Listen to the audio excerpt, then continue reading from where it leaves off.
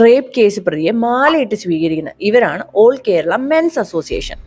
ഇന്ന് sexual harassment കേസിൽ അറസ്റ്റിലായ ബോബി ചെമ്മന്നൂരിനെ സ്വീകരിക്കാനും ഓൾ കേരള മെൻസ് അസോസിയേഷന്റെ പ്രസിഡന്റും സെക്രട്ടറിയും ജയിലിന് മുന്നിൽ ഉണ്ടായിരുന്നു.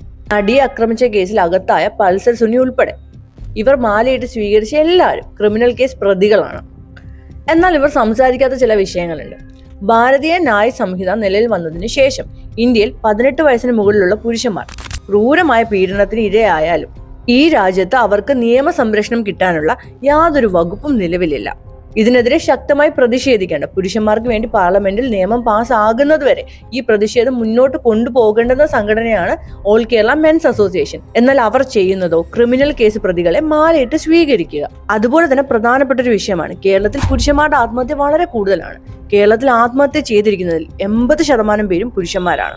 അതുപോലെ കേരള പോലീസിൽ പോലും ആത്മഹത്യ ചെയ്യുന്ന മെയിൽ പോലീസ് ഓഫീസേഴ്സിന്റെ എണ്ണം വളരെ കൂടുതലാണ്. 2019 ശേഷം 81 പേരാണ് കേരള പോലീസിൽ ആത്മഹത്യ ചെയ്തിരിക്കുന്നത്. അതുപോലെ അതുൽ സുഭാഷിന്റെ ആത്മഹത്യ, ഇതിലെല്ലാം കേരളത്തിൽ വലിയ ചർച്ചകൾ നടത്താനും പൊതുജനത്തിന് അവയർനെസ് കൊടുക്കാനും പ്രവർത്തിക്കാൻ സാധിക്കുന്ന ഒരു സംഘടനയാണ് ഓൾ കേരള മെൻസ് അസോസിയേഷൻ. ഇതെന്തെങ്കിലും ഇവർ ചെയ്യുന്നുണ്ടോ? ഇവരാകെ ചെയ്യുന്ന എന്താണ്? ക്രിമിനൽ കേസ് പ്രതികൾ ജാമ്യത്തിൽ ഇറങ്ങുമ്പോൾ മാലയിട്ട് സ്വീകരിക്കുക.